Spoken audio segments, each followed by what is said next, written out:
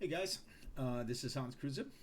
First of probably several videos for our cloud computing class. Hope this finds you at home and safe and reasonably well settled in. Not much on production value as you can see, but we will get this figured out. So the purpose today is to go through some of the basics of the Azure portal that you're going to use for the first several assignments, obviously for all the assignments, but explore in the first couple of assignments. So let's get right to it. You're going to go to portal.azure.com. In my case, of course, I'm already signed in. So when you get to this the first time, it will ask you, of course, for your login credentials. Those are your Ohio ID with the password. You should all be set up. If not, of course, let me know, and we'll try to work through it. When you successfully log in, you end up on the home screen of Azure, and yours will almost certainly look different from mine. It tries to remember what you've last looked at, and so it rearranges stuff around at the top in various ways.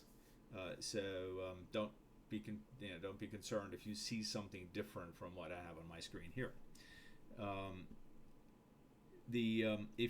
We are after resource groups, which in my case is right there. If it wasn't, I would click on more services. And in this featured group near the top, you'd almost certainly see the resource group. If not, you could begin to search for it and do all services, search for it. But you should see it here. Now, a word about what we're about to look at here. Azure is organized hierarchically. There's something called a subscription. You'll see that in a moment, and you can see it in this list.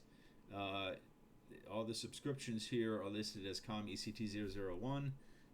Subscription is kind of a high-level accounting object right below the sort of the main corporate accounting umbrella. Resource groups, which is what you're going to work in, are entities below that have policies attached to them. So can subscriptions, and most policies are. So a research group kind of contains everything for a project. In this case, each of you has a research group. Again, on this screen, you will most likely only see one resource group. Because each of these, you can see there's a whole bunch of them with ITS AZ, ITS 4900. Each of you has a resource group. When you log in, you should only see one, the one that you're authorized to access. Again, if that's not the case, it's really hard for us to check. Let me know. We'll try to fix it. That's part of the purpose of this week. So let me see where I'm supposed to go here. So in this case, I'm going to go to my resource group. This one here. When you bring up your resource group, you'll get an overview of resources that are in that group. In my case, there's one I'll talk about in just a moment. Notice again, you're in the COM ECT001 subscription, and that won't change, and you can't change that. I can't change. That's the only one that we have right now. You can, over time, we will look at a bunch of these diagnostic and sort of dashboard kind of functions over on the left. This is where you would go to create a resource. You do that by clicking the Add button. You get a list of potential resources. The one we're going to look at right now is a storage account, because through this week and part of next week, we'll work with storage. So if you click on Storage Account, you now get a screen that allows you to select a storage account or set up a storage account with various properties. The subscription, you won't have a choice. You have to leave that. The resource group, that's the resource group you're in. The important bit here is the storage account name, and this is typical for most cloud services, this is where you create a namespace. Your storage account name has to be unique across Azure. So, test isn't going to work. Somebody's already has that. I suggest you use your initials, be creative, use something on the left-hand side of the name that is specific to you, and then add numbers or text or something until you have something that's actually unique and available. Locationally, it doesn't matter. Central US is the default for us. So stay with that. Do me a favor and keep it at standard so we don't have to pay quite as much. General purpose storage is fine. Change the replication to local redundant, since we really don't need our tests to be fully redundant. And in your assignment this week, you're going to be looking at some of these parameters, and so you'll have an understanding of what they are. It's okay to leave this the access tier either hot or cool. That just has to do with how we're getting charged for stationary storage versus accessing. In our case, that won't matter. I'm not going to create one since I already have one. I'm going to cancel out of this, but you'll go through and get this set up, and I don't want the edits. Go back to my resource group. Let me bring up my my resource group here, and you get some idea what the what I have. So minus is standard, hot storage, local redundant, general purpose, which is what I would suggest you do as well.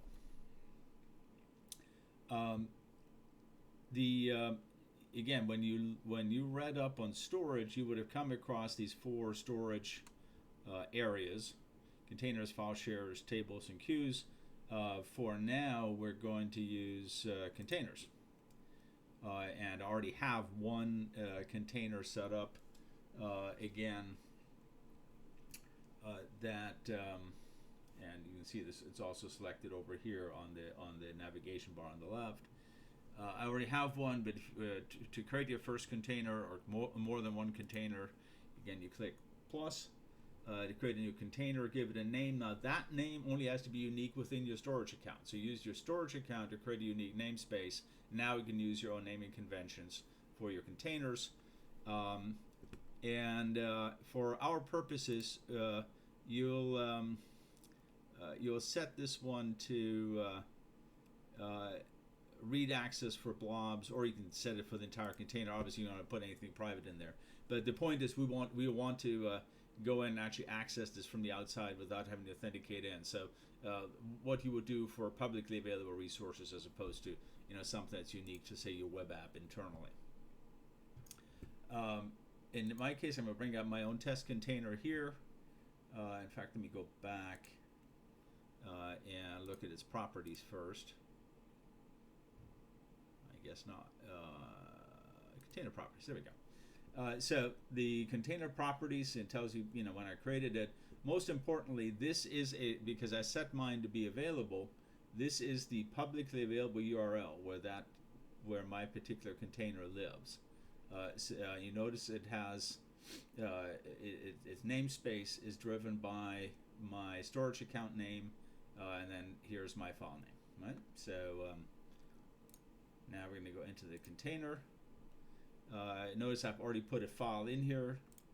You can, if you're working with a web portal, you can click upload, and then select a local file, and upload that file to your storage container. As I said, I've already uploaded a file. Again, I can look at the properties. It has, again, it is a publicly accessible file. That's what we want to do. So in your upcoming assignment, I'm going to have you create a file like that, and then make it publicly available so we can actually go and pull it in a web browser for use. Okay. So that's it. That's kind of a very narrow navigation. You can see this portal is not entirely trivial. Don't get intimidated by it. Do me a favor, please, as you're working with this. You are in a live system. As I said in my messages, I've tried to put some safeguards in, but you can technically do things that could cost the school a fair amount of money if you're really going to go hog wild and nuts and create resources right and left. So stick with the assignments. You can explore all you want, and but as you get closer to actually creating a resource, understand in many cases when you click create or when you click OK, you've actually committed money at that point. So something to keep in mind. So be a little bit careful with that. One final note before I wrap this up. The shell access that I had to read up on. There are a couple of options which we'll talk about as kind of a next step, next assignment. You can install the Azure command line options in your own machine. But if that's not working for some reason or not practical for some reason, up here in the navigation bar way at the top, you can invoke a cloud shell, which is kind of useful. So because of what I did the last time through, mine comes up initially as PowerShell. So it takes a moment to initialize, and once it does, you'll see it authenticates in because you've already logged in. It transfers that. And you now have a PowerShell command prompt to issue commands, and you can switch that to Bash if you prefer, and we'll work a little bit with both. Again, you see there's now a regular Bash system, and you can do things like ls. There's nothing here. Well, there's a file here that is empty, but that is your that's part of your storage. So you can execute commands here. Use the AZ commands in this area. All right, that's what I wanted to show you. Make sure that your reading is done. I'll have an assignment up for the class. But if you're watching this because you found it on YouTube, again, this is Hans Kruse from the McClure School at Ohio University, and you can find us right there. And until the next video, bye now.